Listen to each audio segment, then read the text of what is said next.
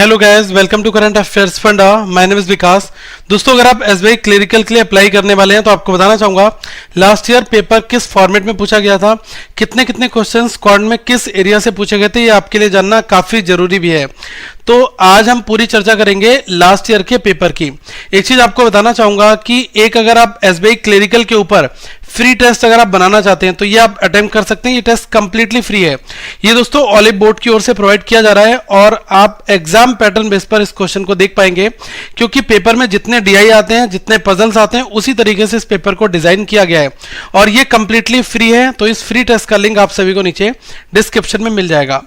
आपको यहां पर बताना चाहूंगा कि एसबीआई क्लरिकल 2021 को जो भी लोग टारगेट कर रहे हैं तो इसमें इंग्लिश, न्यूमेरिकल एबिलिटी और रीजनिंग आप देखोगे, जो आपका न्यूमेरिकल एबिलिटी और रीजनिंग है ये दोनों 35-35 क्वेश्चन के साथ में इतने ही नंबर के होते हैं और जो इंग्लिश है वो आपका 30 क्वेश्चन 30 नंबर के होते हैं।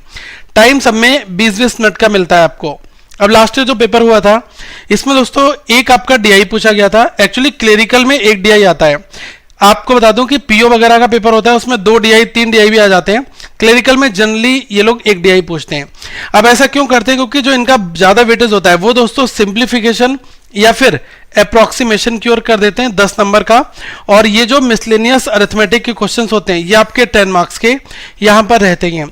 मैंने आपको कई बार बताया हुआ है कि मिसलेनियस में आपको ध्यान रखना पड़ेगा कि बेसिक चीजें आनी चाहिए, जैसे कि परसेंटेज हो गया, एजेस हो गया आपका, ठीक है। आपको पता है रेशियो एंड प्रोपोर्शन आपको आना चाहिए, टाइम एंड वर्क आपका आना चाहिए, SI/CI हो गया आपका, प्रॉफिट एंड लॉस हो गया। तो ऐसे क्वेश्चन आपके पेपर में दोस्तों पूछे जाते हैं, ठीक है। अब यहां पर आप ध्यान रखना कि डीआई के अलावा ये जो 5 नंबर है ये आपके नंबर सीरीज के रहते हैं, जिसमें मिसिंग और रॉन्ग, ये लास्ट ईयर कोई शिफ्ट में मिसिंग पूछाएगा, कहीं पर रॉन्ग पूछ लिया जाएगा। और क्वाड्रेटिक क्वेश्चंस में जिसमें नॉर्मल इक्वेशन दी होती है ax² plus bx plus c equal to 0, इसमें आपको रूट फाइंड आउट करने होते हैं, x1 x2 दो वैल्यू निकालनी होती है और by 1 by 2 से कंपेयर आपको करना होता है। तो ये क्वेश्चंस की हम बहुत सारी प्रैक्टिस करेंगे। तो सबसे पहले इस चैनल को सब्सक्राइब कर लो और आपको हर एक वीडियो आने वाले दिनों में अब मिलता जाएगा। अब यहाँ पर अगर आप देखोगे कि ये जो मैंने चीजें आपको बताई हैं ये पेपर में लास्ट ईयर पूछी गई थी, इनके अलावा क्या कुछ और चीजें पूछी जा सकती हैं? बिल्कुल पूछा जा सकता है, क्योंकि आजकल एग्जामिनेशन 3 दिन में हो रहा है। एज्यूम कर लो तो 3 दिन में, एक दिन में 4 शिफ्ट हो रही हैं तो 12 शिफ्ट हो गई। तो ऐसा जरूरी नहीं कि हर दिन एक ही जैसी सारी शिफ्टें आ जाएं। कई में ऐसा भी हो सकता है कि डेटा सफिशिएंसी, इसके अलावा एक आपका क्वांटिटी कंपैरिजन होता है Q1 Q2, वो भी पूछा जा सकता है। तो इनके लिए आप तैयार हो जाओ, ऐसे क्वेश्चंस पेपर में आ सकते हैं। अब आपको बता दूं कि जैसे ये आपका इंग्लिश वाला है, ठीक है। अब इंग्लिश में क्या था, एक आपका आरसी हो गया, ठीक है, और इसके अलावा आपका एक आपको स्टेटमेंट दिया था, उसको आपको करेक्ट करना था, ठीक है। मतलब एक एरर फॉर्मेट में ही हम इसको कहते हैं। तो ये वाला आपका 5 नंबर का था। सिंगल फिलर, एक आपको स्टेटमेंट दिया, उसके अंदर एक फिलर आपको डालना है, चूज करना है ऑप्शन में से।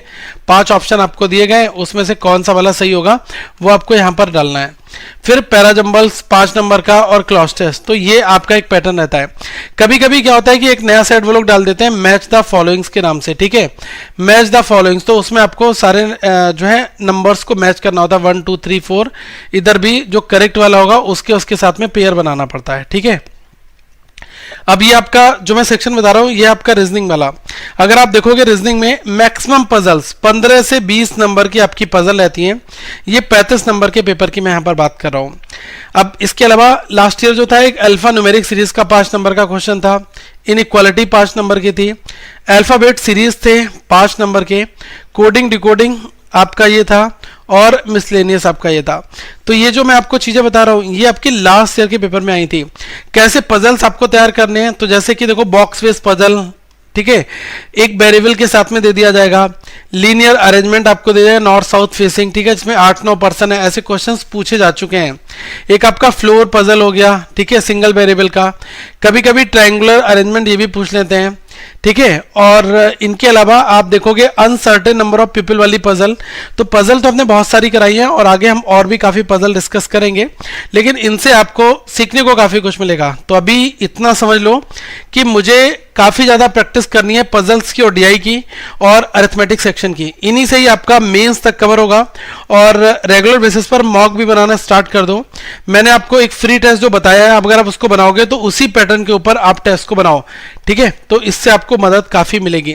और अगर आपका अभी भी कोई और सवाल है तो आप नीचे कमेंट सेक्शन में पूछो, उसका मैं आप सभी को रिप्लाई करूंगा।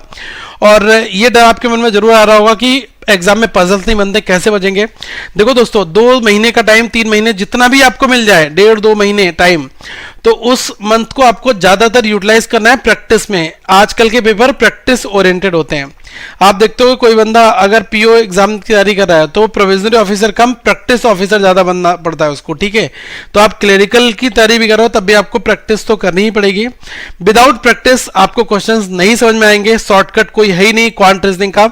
इसमें जितनी ज्यादा प्रैक्टिस उतना ज्यादा आप चीजों को विन कर पाओगे, ठीक है। तो ये बहुत क्लियर फंडा है। और वीडियोस देखो, अलग अलग चैनल पर क्लासेस आ रही है, उनको फॉलो करो। और अगर अभी भी कोई डाउट है कहीं किसी चीज से रिलेटेड तो आप नीचे कमेंट सेक्शन में जरूर पूछें। तो आगे हम फिर मिलेंगे। So thank you guys, have a good day all of you once again. और इस चैनल को अभी सब्सक्राइब कर लो और वीडियो को लाइक करो ताकि ज्यादा लोगों तक ये वीडियो पहुंच पाए।